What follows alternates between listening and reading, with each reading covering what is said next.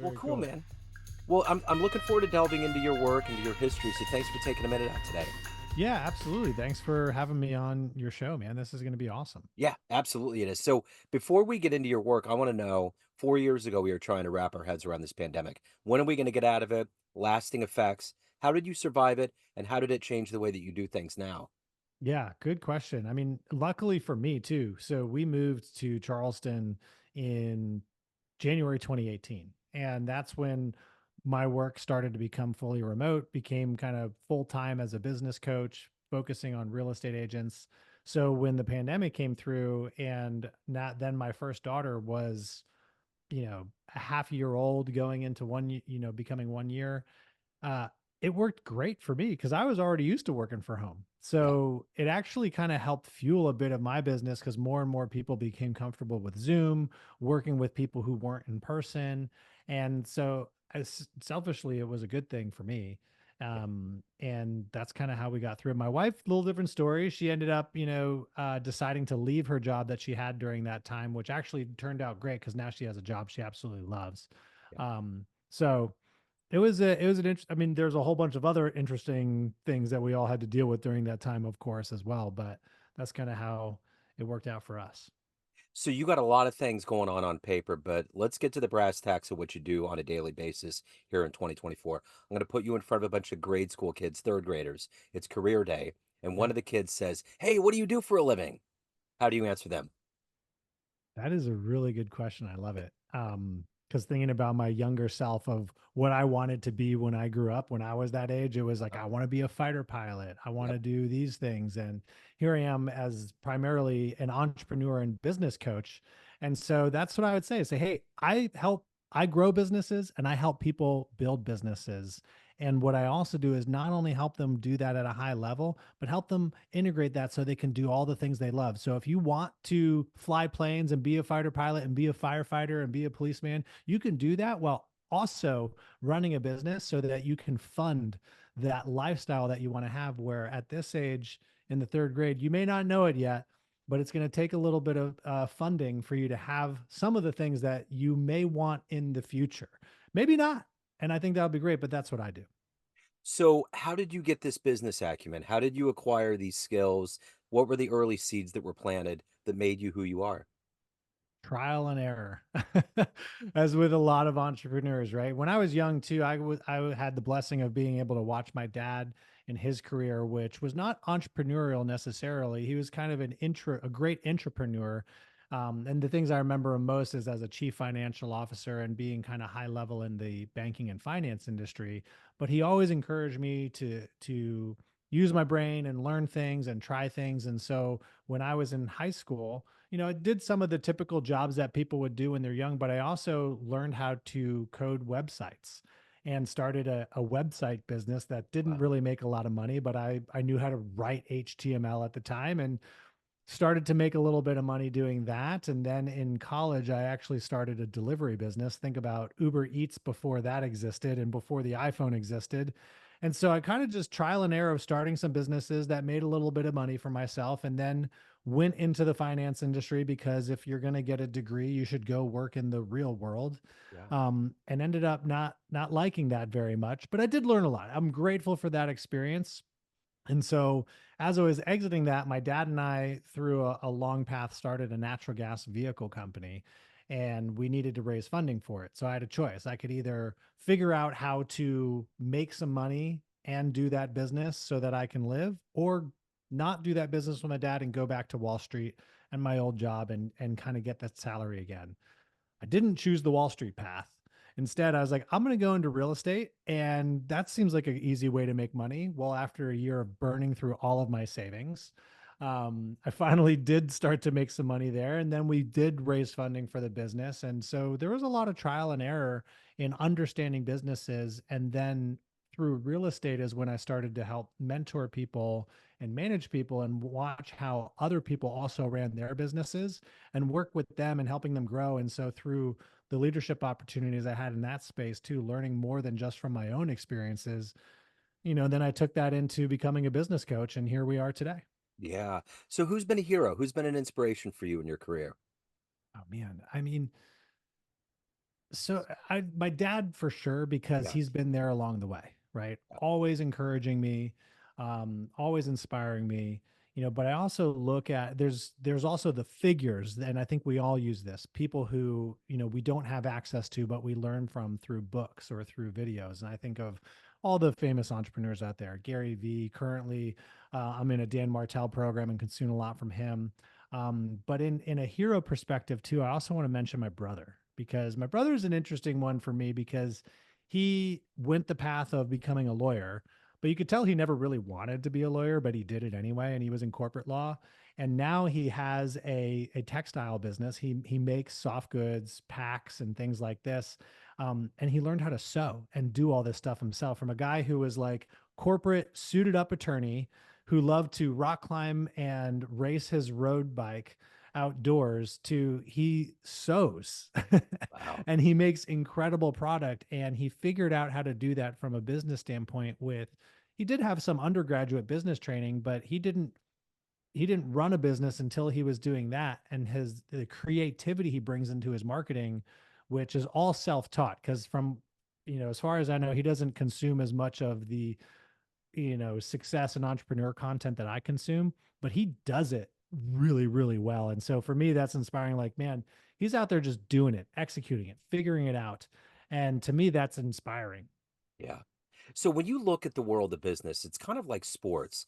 We kind of celebrate it as these people that rise up to the top and they came from the bottom and now they're on top, like Jeff Bezos and Steve Jobs and all these people. But Yeah. ultimately, in the realm of business, what business model do you respect and admire the most? I mean, it's whoever is putting in the consistency, right? And putting it in a way. And so, like, when I think of like business model, um, I'll look at it as, okay, everybody knows that you got to do in the work, you got to do all these things. But what I really respect is someone who figures out how to blend that with their own lifestyle so they can create something that creates value for others without them becoming a linchpin in it. And this is one thing I work with realtors on to try to help them do, because in the real estate space in particular, realtors do a lot of different things. Like, they wear the hat for everything. They're the front office, they're the back office, they're customer service, they're sales, they're all this stuff. And a lot of them get stuck in their own way. And I try to encourage them, how can you build something where if you had to go away for a month or 2 months, your business would still run? And those are the models I admire, because that's building a true business. If the business relies on you having to be in there every single day, grinding away, yes, you might still deliver value and do great things for the people who are consuming your service or your product. But at some point, your life is going to break down. There's going to be some struggles and challenges there. And we all have a choice. Some people just like doing that, and that's fine. But I really admire the model where people can build a business that brings incredible value to their consumers they serve, while also bringing incredible value to their lifestyle, so that at home, they're really happy and their family is happy too. So if you could meet and hang out with one thought leader, one person that on this planet you find fascinating, who would it be? Who would you love to meet and talk to? Someone who's still living, Well, perhaps. we can open it up to the ghosts. Yeah, yeah, I know. I'd say so. Someone right now who I mean, so I consume a lot of Alex Hormozy content. I think a lot of entrepreneurs do. Um, and I would love to sit and talk with him, because I feel like his content is very directed, and some of it might be abrasive for others, but I know there's a lot more there that you can probably unpack in a long conversation. Yeah. And I would really love to understand his perspective too, because he's married, he doesn't have kids, and I'm always fascinated with entrepreneurs and people who coach and promote methods when based on their lifestyle, right? So somebody who doesn't have kids is going to gravitate and execute on something that somebody who has kids may not be able to. So I'd love to see what his thoughts are on that, and what his future is for him too, in terms of like, well, what do you see that looking like for you when you and Layla decide to start to having kids, if that's something that they do want to do and if they have the capability of doing it. So Alex Hormozy would definitely be one, Yeah. for sure. So what is your motivation every day to wake up and to do the work that you do? Because you're helping people, you have to give a lot of yourself, but you have to evolve as a human being. What Yeah. is that gas in your tank every day? Yeah, and that's changed over the years, Yeah. Joe. I mean, I'm sure it has for you too, right? Yeah. And originally was, hey, the goal of this dream lifestyle when I was young. And just to be able to have the things and do the things. And then that evolved into something else, something else. And now it's, I want to really provide not a foundation necessarily just for my kids. I have two girls, 5 and 2, and they're amazing. And like they are the things that I get jazzed about every single day because they're going to be up with a smile on their face, and I want to be up with a smile on my face to hug them. Yeah. And I want to be able to create an environment that is comfortable, that is happy, that is inspiring for them. And I've come a long way recently too on my faith journey as well to see like, hey, my purpose is so much bigger because we were all created for something. And so my motivation every day is to try to lean into that so that what is taken away from my existence here on this earth, which is absolutely very, very, very short compared to everything that exists, that it creates an impact for my daughters and for other people I interact with that allows them to create a similar impact so that 2, 3, 4 connections deep, somebody gets some impact from something that maybe I shared or inspired, then they have no idea who I am. Right. I think that that's kind of the thing that motivates me to just like, if we help more and more people succeed, whatever that means for them, like we're all going to leave this world a really great place. Yeah, for sure. What's the best advice you've ever gotten? The best advice I've ever gotten, this is a common piece of advice that's given to, new parents or expecting parents, which is the days are long and the years are short, right? And it's very true. Yeah. Yeah. you know, there are some days, this past weekend was one of those days with my youngest daughter. I was like, is this day ever going to end? And then the next day we're taking our 5-year-old to kindergarten. I'm like, how did that happen? Um, but that applies into everything that we do, right? I was thinking about this recently, as I was watching my kids go through their transition. Like this applies directly to our businesses as well and to our jobs and our careers. Is yes, each day may seem long sometimes, but the years are short. So if there's a decision that we want to make to go live in a certain way or a certain place or try something, waiting is probably not going to make it any better. When we moved to Charleston, my wife and I, this was before kids, some of our friends were like, "You're just going to leave?" Like, we didn't, they're like, "You're not moving for a job. You're not moving for this, that, or the other thing." It's like, no, we just decided we wanted a different lifestyle. They're like, "That's crazy." And I always think back on that moment and I'm like, maybe, but is it crazy to sit and stay and do the same thing and experience and embrace these long days and then go back, man, that year just flew by and we Yeah. missed out on this opportunity, you Yeah. know? Totally true. I think it takes a lot more courage and guts to do something like that, to just pick up and leave. I always admire people that do get around and globetrot or move on. It's just it's like travel.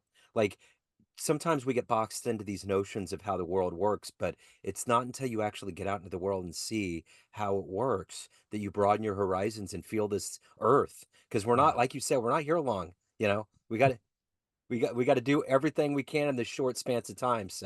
Um, so I'm curious of everything that you've done and accomplished and become in your life. What are you the proudest of? Hmm.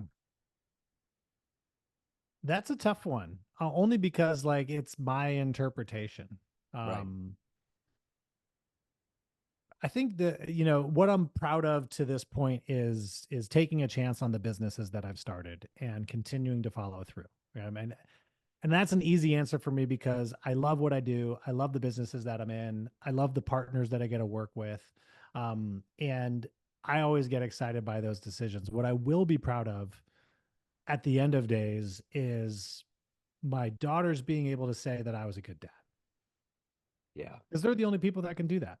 Yeah, for sure. You So know? speaking of youth, if you had a dream tonight and ran into an 18-year-old version of you, and you could give that version of you a piece of advice based on the life you've led, the wisdom you've gained along the way, what advice would you impart, and would that version of you listen?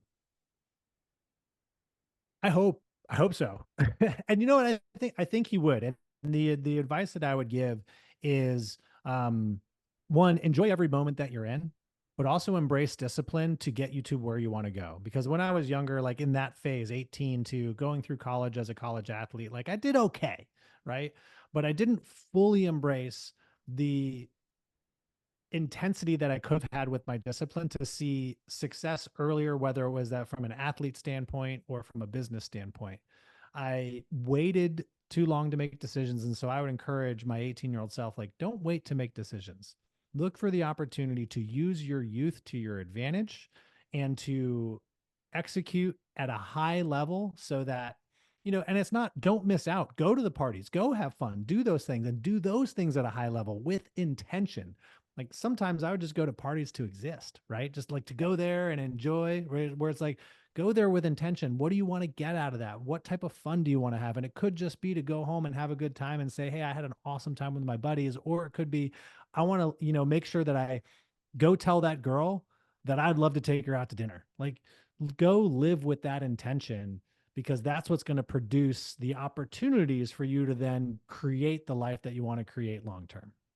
So, as a former athlete, someone that grew up probably next to some of the most exciting sports activity on the planet, if you could get into a time machine and see one game, where are you going? Ooh.